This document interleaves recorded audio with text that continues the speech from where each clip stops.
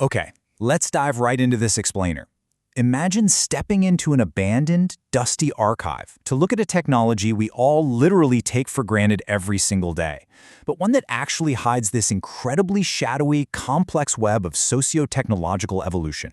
Seriously, when you walk down the street, you're looking at the end result of a prehistoric cold case. Today, we're pulling back the curtain on the wheel.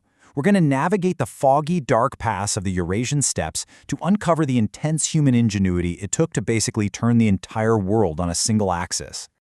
So it's a super simple question, right? Who really invented the wheel? I mean, we all kind of picture this cartoonish scenario, a caveman having a sudden eureka moment in the prehistoric fog. But, well, the actual archaeological record gives us a deeply fragmented, global mystery. The wheel didn't just magically appear out of nowhere. It was forged in the shadows of different cultures. It was heavily guarded, and honestly, it was wrapped in literal centuries of experimentation.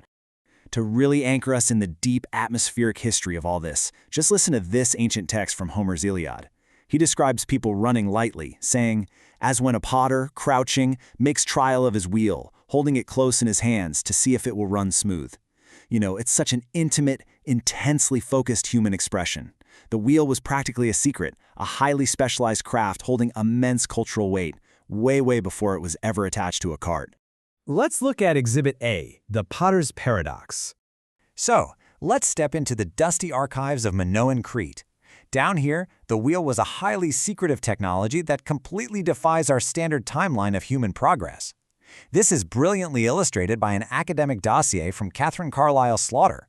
When she analyzed the stratigraphy, the rock layers, of ancient palatial regions like Knossos, a very strange anomaly emerged right out of the dirt. Just look at this massive 300-year gap in the timeline.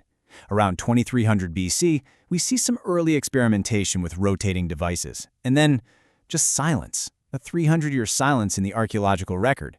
The technology lay mysteriously dormant until 1900 BC, when it suddenly completely explodes into uniform island-wide usage. I mean, think about it. Why on earth did an entire civilization possess a world-changing technology and essentially ignore it for 10 whole generations?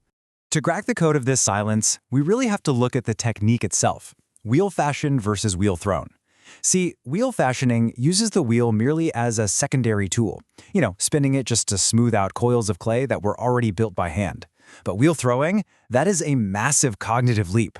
It's using the wheel as the primary engine to pull an entire vessel up from a single lump of clay. The Minoans literally spent centuries just fashioning before their minds finally unlocked the power to throw. And honestly, this explains the delay perfectly. Because technology isn't just physical hardware, right? It is the physical rendering of mental schemas learned through deep tradition. For the Minoans, accepting the wheel meant entirely dismantling their cultural symbols and traditional ways of working. As it turns out, rewiring human stubbornness to accept a new tool took 300 years. It was a change of the mind, way more than just a change of the machine. Okay, moving on to Exhibit B, the structural code.